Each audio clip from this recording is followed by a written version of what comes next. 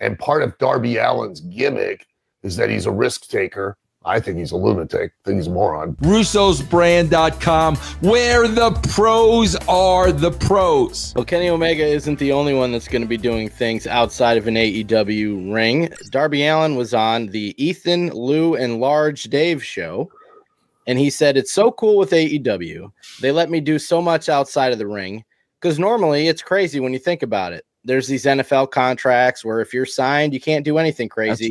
That's right. You can't go skiing. You can't do anything. Right. Actors, movie actors, you can't do crazy shit. Yeah. Absolutely. But with my company, they're like, go ahead. Yeah, but with his company, go ahead. Go swim with the sharks. Go ahead. But with my company, they're like, all right, man, you can go skate with Tony Hawk, jump off a building with Travis Pastrana, do whatever you want. And then he announced that he's going to be attempting to climb Mount Everest in April. It's a lot of mind over matter. It's been pretty crazy. I've been doing so much breathing exercises now. I can hold my breath for 3 minutes and 40 seconds. And I'm just mentally training in case I get stuck under an avalanche. But no, it's some of the most strenuous, hard training I've ever done because I'm so used to crazy fast adrenaline.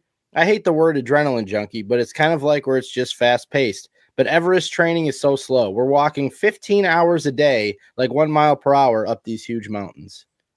Can you imagine Steve Austin telling Vince, I'm taking 3 months off to go climb Mount Everest out? Can you imagine? Again, look, I don't give a rat's ass what you do. Okay. Go do what you want.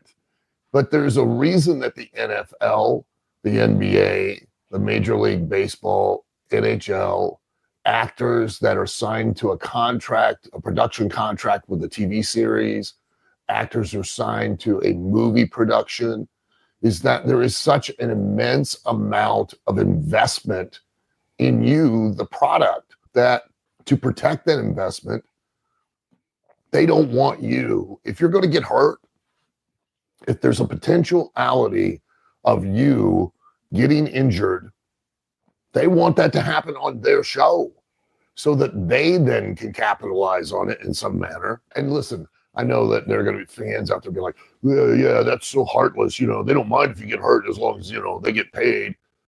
But that's not what I'm saying.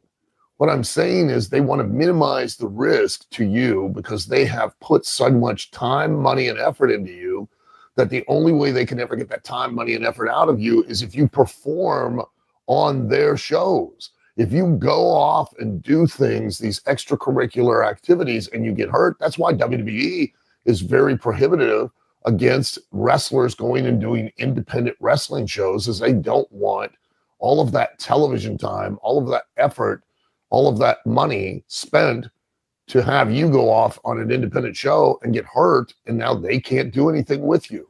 You disappear. Not to mention, story-wise, if you're involved in any kind of angle or story, your departure leaves a huge hole that, and I think Vince Russo can attest, none of you, not one of you understand unless you have had to write weekly television, how one single person can alter the whole make and feel and vibe of the show. You as a wrestler are sitting there going, I'm not that important, they ain't putting me in anything, I'm not in the top angle. Brother, you are, because it's just like putting a picture puzzle together. And if you miss a piece, the puzzle clearly is not complete, and that one missing piece is glaring to anyone who views that puzzle. They no longer see the entire picture. All they focus on is that missing piece. And even if we've only focused on you for a week, 2 weeks, 3 weeks, and now you go play on Mount Everest and you get hurt, and now for the following next 2 or 3 weeks, you're gone, and we got to find another piece to put in there. It's 2 or 3 weeks for the audience that now the picture that we created suffers because you're no longer a part of it. But hold on, let me throw this at you. I'm gonna be devil's advocate. I'm gonna be devil's advocate. Let's look at the other side of this. This guy's talking about. You can only do that if you can pronounce the word correctly. Go ahead. This guy's talking about climbing Mount Everest. Okay, climbing Mount Everest. So now what I'm looking at is, okay, now this is publicity now. So a guy on the roster going to climb Mount Everest, this is a news story. So does that publicity help your company?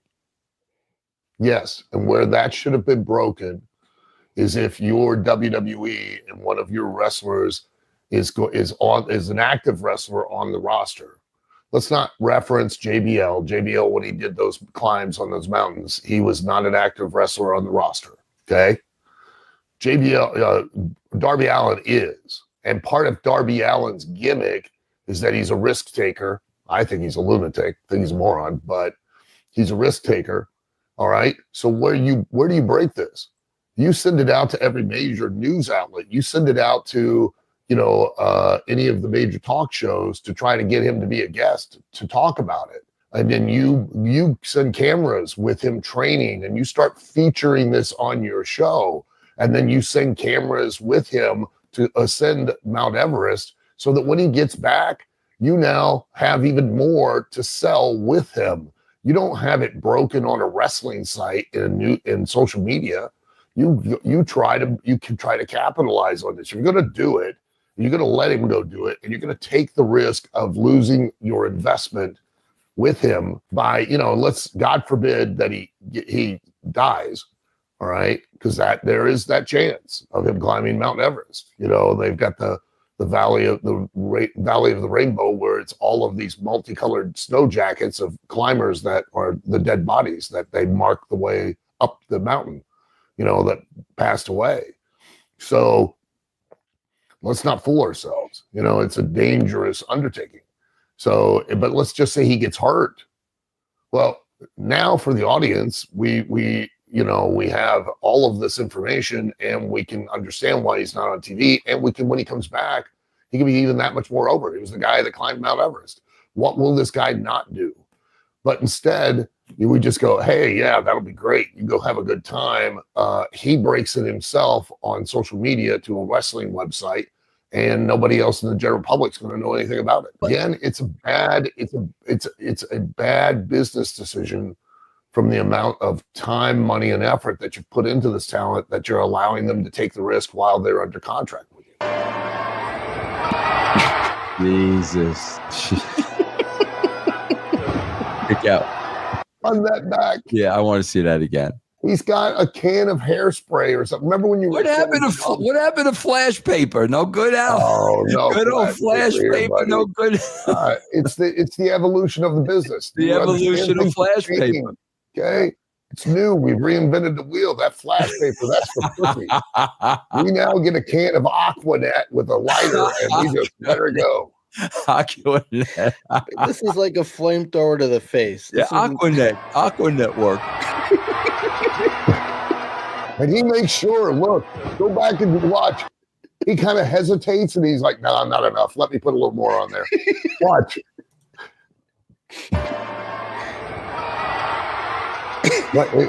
It's kind of like when you're a kid at the campfire and you're like, that marshmallow is starting to get a little too toasty. Let me back. No, it's not good enough yet. Hold on, let me do it more. Run that back one last time and realize that there was a conversation about this in the back. Bro, I'm going to carry a can of Aqua Net to the top of the cage. You stand on the top rope. I'm going to turn with this Bic lighter and I'm just going to blow flames into your face. And the guy went, oh, that'll be cool. Yeah, Aqua Network. Not to mention the guy's wearing a nylon mask which is now melted to his goddamn face. I mean, what's next? Yeah. There's so much fire. Look how much there is. Like he hit him with a propane torch. Like that's something you would see your dad fixing pipes down the basement with. What's next, Jeff?